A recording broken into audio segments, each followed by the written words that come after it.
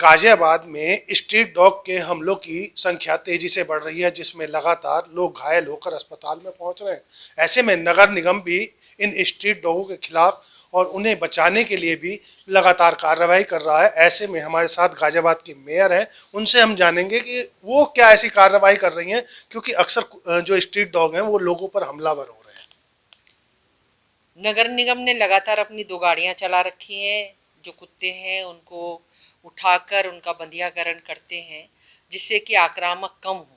और ये बहुत तेजी से ये काम चल रहा है। कुत्तों को कहीं हम ना मार सकते हैं ना भगा सकते हैं, रहेंगे तो यहीं। बंधियाकरण करने से धीरे धीरे इनकी जनसंख्या कम हो जाएगी। पर एक चीज बड़े देखने में आई है, जहाँ ये मीट की शॉप्स हैं और उसके इर्द गिर्द जब ये मांसाहारी हो जाते हैं तो उसके बाद ये अटैकिंग ज़्यादा हो जाते हैं। इस पे ज़रूर हम विचार करेंगे क्या किया जाए। मैंने अभी आपको एक वीडियो दिखाया था, कुत्ते ने जिस तरीके से एक राह चलते हाँ। आदमी के ऊपर हमला किया, जानलेवा हो सकता था लेकिन वो बड़ा था। अभी राजनगर एक्सटेंशन में भी एक ऐसी घटना सामने आई, जहां एक छोटे मासूम बच्चे पर कुत्ते के झुंड ने हमला कर दिया, उसमें वह बच्चा भी बच गया है। तो ऐसे में क्या वजह है कि राजनगर एक्सटेंशन में क्या मीट की दुकानें और मच्छी की दुकानें चोरी छुपे चल रही हैं, पुलिस उस पर कोई कार्रवाई नहीं कर रही? जो आपने मुझे दिखाया है बड़ा खतरनाक था। कुछ भी हो सकता था उस व्यक्ति को। और किसी की जान के आधार पर कुत्तों का इतना बड़ा संरक्षण तो नहीं हो सकता।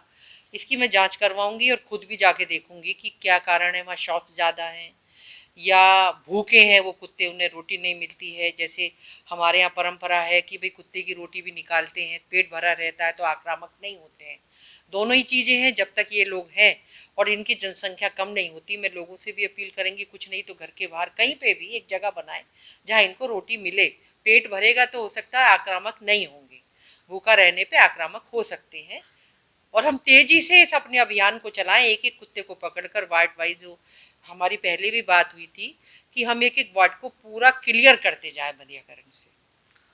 देखा गया है कि जैसे मोहल्ले होते हैं वहां पर कुत्ते इतने अग्रेसिव नहीं है, जितना कि हाई राइज सोसाइटियों के अंदर जो कुत्ते हैं वो बहुत ज्यादा हमलावर हो रहे हैं। ऐसा क्या कारण हो गया? ये कारण मुझे भी नहीं समझ में आ रहा है। मैं भी जैसे रहती हूँ, हमारे यहाँ भी बड़े डॉग हैं, सड़क सड़क के ही हैं सारे।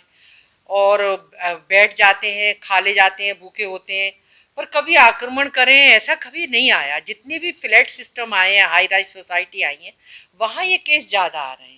ये मुझे कम समझ आया, ऐसा क्यों है, कारण नहीं समझ में आया।